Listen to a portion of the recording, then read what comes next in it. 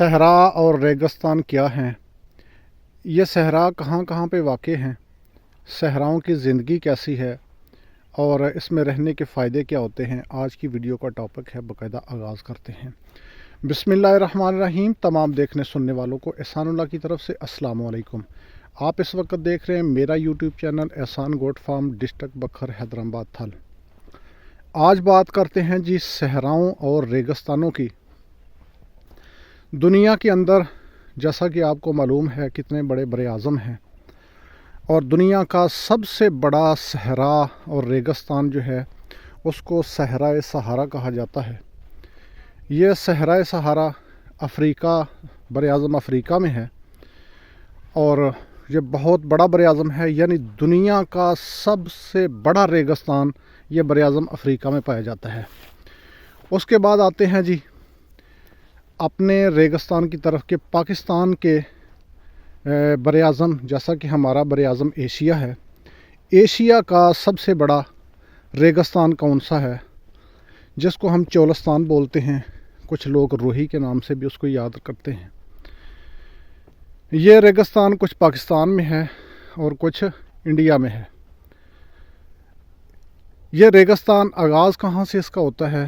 یہ آغاز ہوتا ہے جی کوہ نمک، جس کو کہا جاتا ہے کوہ نمک۔ یہ کھیوڑا چکوال یہ مقام ہے، وہاں سے پہاڑی ہیں، مٹی کی پہاڑیاں ہیں۔ وہاں سے آگے سرگودا کے دائیں سائڈ سے ہوتے ہوئے یہ آگے گزرتا ہے، صحرا آغاز کر ہو جاتا ہے اس کا پہلا ضلع جو ہے یہ خوشاب ہے۔ اس کے بعد آگے کچھ علاقہ میاں والی کا آتا ہے اور کچھ بکھر کا، ضلع جھنگ کا۔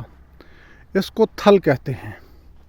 ہمارے ریگستان میں، جس میں ہم اس وقت آپ ویڈیو میں دیکھ رہے ہیں، یہ ہے ریگستان صحرائے تھل، اس کو کہا جاتا ہے۔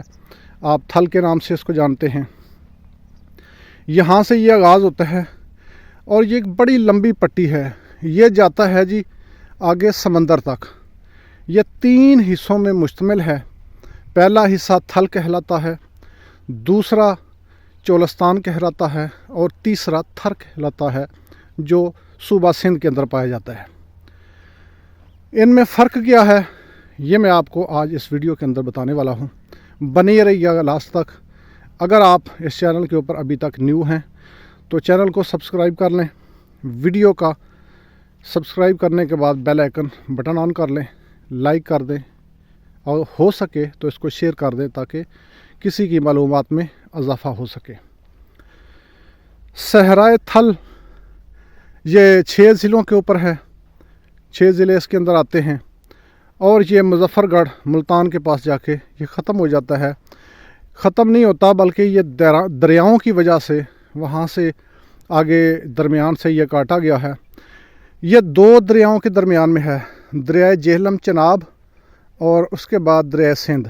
جہلم چناب یہاں پہ اکٹھے ہو جاتے ہیں ضلع جھنگ میں آ کے، اور یہ ان ضلعوں کے درمیان سے ہوتا ہوا آگے گزرتا ہے، یعنی دریائے جہلم، دریائے چناب پھر ایک ہو جاتا ہے۔ ہیڈ تریموں پہ آ کے یہ دونوں دریا اکٹھے ہوتے ہیں۔ ایک سائیڈ پہ ضلع جھنگ ہے اور ایک سائیڈ پہ آگے ڈیرہ اسماعیل خان ہے۔ ڈیرہ اسماعیل خان کے ساتھ ہی دریا ہے، اور اس سائیڈ پہ بکھر آ جاتا ہے، اور یہاں سے یہ دونوں دریاؤں سے گزرتا ہوا یہ صحرا مظفر گڑھ تک جاتا ہے۔ آگے پھر دریائے چناب نے اس کو کاٹ دیا ہے۔ پھر آگے نہری علاقے شروع ہو جاتے ہیں، اور آگے جا کے جو چولستان ہے، جس کو روئی کہا جاتا ہے، یعنی بہاولپور کا جو علاقہ ہے وہ آگے چولستان کہلاتا ہے۔ چولستان یہ جو صحرا پایا جاتا ہے یہ کچھ انڈیا میں آتا ہے، جس کو راجستھان کے اندر ہے، اور دوسرا اپنے ضلع بہاولپور سے آگے شروع ہو جاتا ہے اور آگے تک یہ جاتا ہے، اور اس کو چولستان کہا جاتا ہے۔ اس سے آگے نکلتے ہیں تو یہ آگے صوبہ سندھ آتا ہے۔ صوبہ سندھ میں جیسے یہ داخل ہوتا ہے سکھر کے مقام سے آگے، تو یہ آگے تھر کے نام سے جانا جاتا ہے۔ یہاں پہ پاکستان کے اندر ریگستان 3 शाखों पे मुश्तमिल है, नाम आपको बता दिए हैं। इनमें फ़र्क क्या है और इन तीनों रेगिस्तानों में से बेस्ट कौन से है? सबसे पहले बात करते हैं थर की। थर बहुत ज़बरदस्त इलाका है, बहुत ऊंचे ऊंचे वहाँ पे टीले हैं और वो ज़मीन जो है बहुत पक्की है, लेकिन एक वजह के वहाँ पे पानी नहीं है। पानी कड़वा है, नमकीन है। पानी की सतह 100 फुट से लेके 500 फुट तक भी हमने देखी है।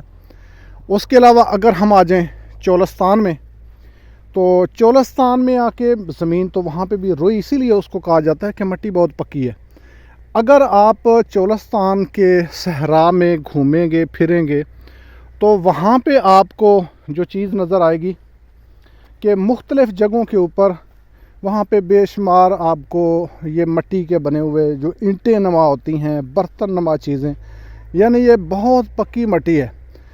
ये जब बड़ी बड़ी सल्तनतें होती थी राजाओं की, बादशाहों की, तो उन इलाकों के अंदर किले बनाने के लिए ईंटें बनती थी, बर्तन मिट्टी के हुआ करते थे और वो उसी रोही की मिट्टी से बना के और वहाँ पे उनको पकाया जाता था। और उसके बाद आते हैं जी, अच्छा, चोलिस्तान के अंदर भी मिट्टी बहुत पक्की है, लेकिन पानी वहाँ पे भी बहुत कम है और बहुत गहरा पाया जाता है। वहाँ पे जो पानी की गहराई हमने देखी है नहरी इलाकों के अंदर 40 से 50 फुट, और उसके अलावा अगर आगे गुज़रते हैं तो 150-300 फुट तक, 350-400 फुट तक भी पानी को देखा है।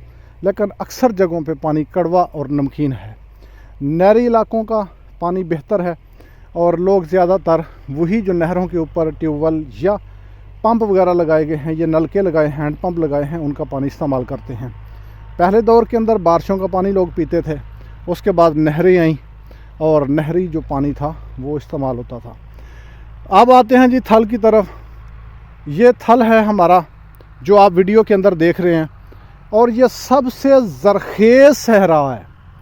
यहाँ पे जो पानी की सतह है वो बिल्कुल करीब है, यानी 15 फुट से लेके नीचे ज़्यादा से ज़्यादा 35 फुट 40 फुट, इससे ज़्यादा नहीं है, और पानी बिल्कुल करीब है।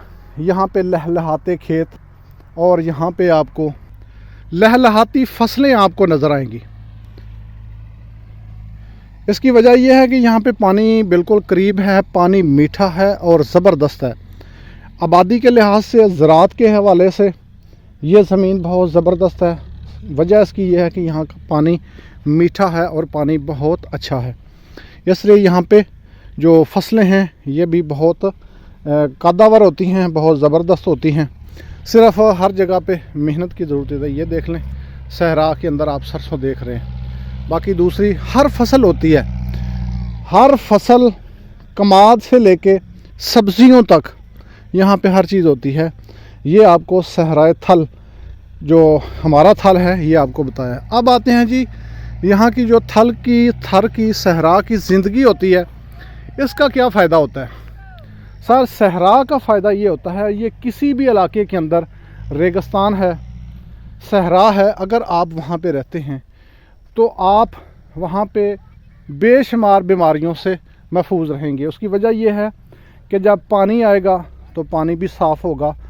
जिस तरह चश्मों का पानी होता है इसी तरह साफ़ पानी मिलेगा, कोई गटरों की नमी उसमें नहीं होगी, कोई गंदा पानी यहाँ पे ये जो जोहड़ छप्पड़ वगैरह होते हैं उनकी वजह से पानी ख़राब नहीं होगा। पानी आपको साफ़ मिलेगा, अच्छा मिलेगा, और आबो हवा वो बेहतर होती है। और उसके अलावा मोटापा नहीं रहता सहरा के अंदर बसने वाले, क्योंकि जब भी चलना है ऊपर नीचे ऊंचाई चढ़ाई में चलना है तो जिस्म के अंदर पसीना आता है, पसीना आने की वजह से जिस्म में मोटापा नहीं होता। शुगर वाली जो बीमारियां हैं वो भी नहीं होती, जिनकी वजह से लोग लाइलाज होके अपने पूरी ज़िंदगी बर्बाद कर रहे। देखें, जान जो है, अंत कहते हैं ना कि जान है तो जहान है। अगर आपकी जान है तो सब कुछ है, अगर जान ही नहीं है तो फिर पीछे क्या बचा। तो यहाँ पे देख रहे हैं रेत के अंदर आपको चने की फसल नज़र आ रही है।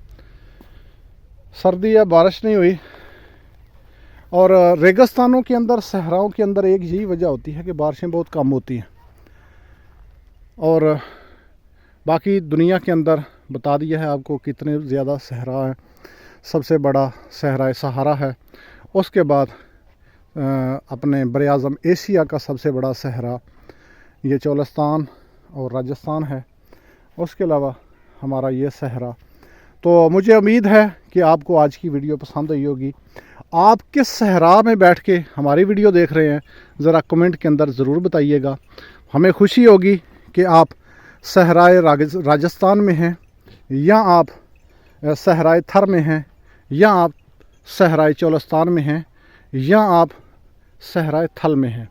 آپ اس وقت میری ویڈیو کہاں پہ دیکھ رہے ہیں, کس صحرا میں ہیں, آپ ذرا کمنٹ کے اندر اپنے صحرا کا نام بتائیے گا. باقی ملتے ہیں جی نیکسٹ ویڈیو کے اندر. تب تک کے لیے احسان اللہ کو اجازت دیجیے. اللہ نگہبان. السلام علیکم.